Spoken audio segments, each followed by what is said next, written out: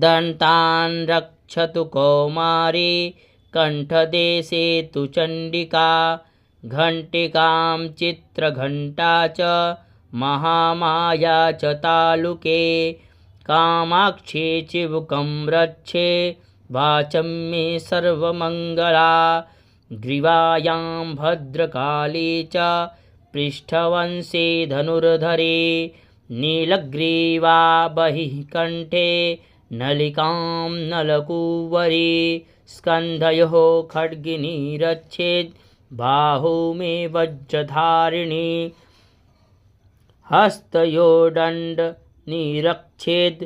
दम्बिकाञ्चाङ्गुलेषु च नखाञ्चूलेश्वरी रक्षेत् कुक्षौ रक्षेत् कुलेश्वरी स्तनौ रक्षेन्महादेवी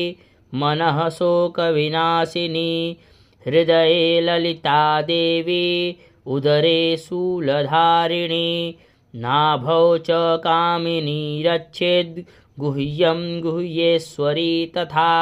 पूतना कामिका मेढ्रं गुदे महिषवाहिनी कट्यां भगवती रक्षेद् जानूनि विन्ध्यवासिनी जङ्घे महाबला रक्षेत् सर्वकामप्रदायिनी गुल्फयोर्नारसिंही च पादपृष्ठे तु तैजसी पादाङ्गुलीषु श्रीरक्षेत् पादाधस्तलवासिनी नखान्दष्ट्राकराली च केशांश्चैवोर्ध्वकेशिनी रोमकूपेषु कौबेरी त्वच्चम्बागेश्वरी तथा रक्तमज्जावसामांस्या न्यस्थिमेदांसि पार्वती अन्त्राणे कालरात्रिश्च पित्तं च मुकुटेश्वरी पद्मावती पद्मकोशे कफे चूडामणिस्तथा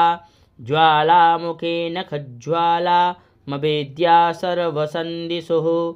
शुक्रं ब्रह्माणि मे रक्षेत् छायां छत्रेश्वरी तथा